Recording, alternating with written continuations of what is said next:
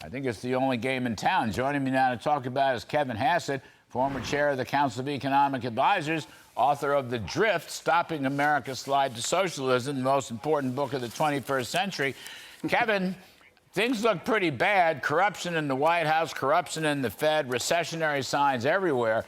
I mean, I think Kevin McCarthy's bill is the only game in town, but I'm not sure they have much time to get this done.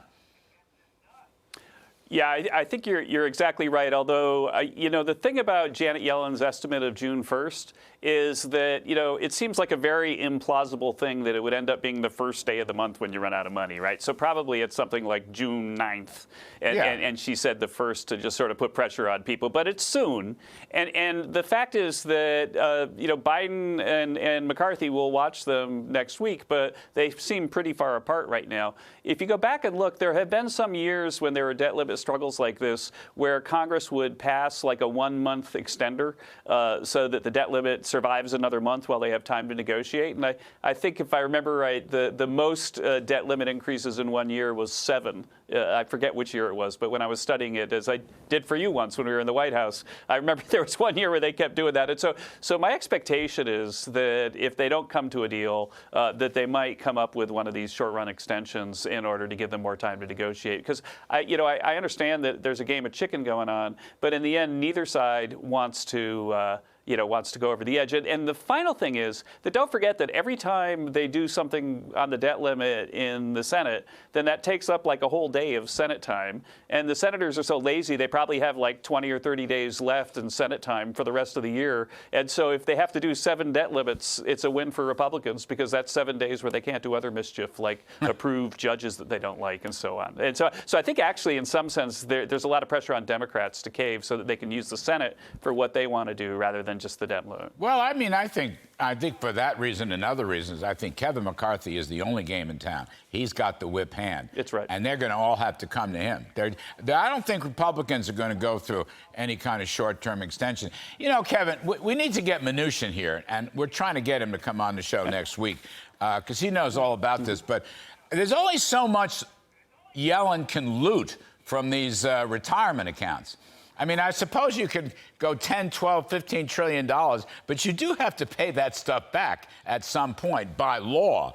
So, I mean, I think that puts a wall up. And the Treasury cash position is not going to be any good. I mean, the economy's not throwing off revenues, but they're spending like crazy again this year.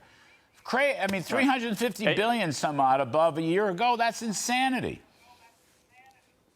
And you're right that we just had a really weak first quarter and it ended on a down note. So we're going to probably have a weaker second quarter. And what happens is that revenues go way down when that happens. The thing is that as you get close to the debt limit, as basically people pay taxes every week because there are businesses that just happen to file then or they, had an extension in the past. And so you got money coming in every week and you got money going out every week.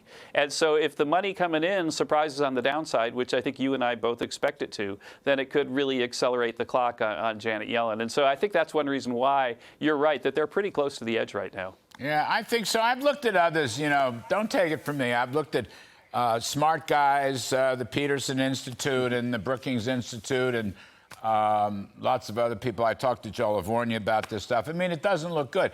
I'm staggered that Joe Biden, this meeting with the so-called Four Corners, the two leaders of both houses, which is a show meeting. Nothing's going to get done except a lot of political rhetoric and blather. But they're not even having that until Tuesday.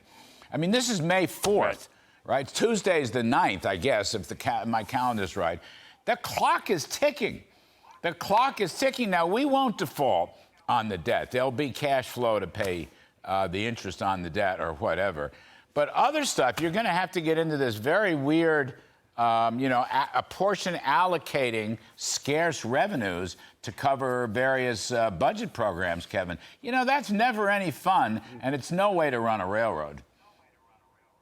Right, and also, Larry, like I forget whether this happened when you were there or before when Gary Cohn was in your job, but we at one point investigated whether you're allowed to just pay the interest and not pay the other stuff. Yeah. And we got a legal opinion either from White House counsel or from somebody over the Justice Department that you're not allowed to do that. That you basically have to pay the bills that are due on Tuesday, and if there's something you didn't pay on Tuesday, then that jumps to the front of the line on Wednesday. And so the idea that we could sort of pay our Treasury debt but not pay other things is something that lawyers have told us we couldn't do, at least when Trump was there. Although the lawyers keep telling Trump he can't do stuff and Biden he can, the same things like the student debt forgiveness. So maybe they'd come up with a new story now.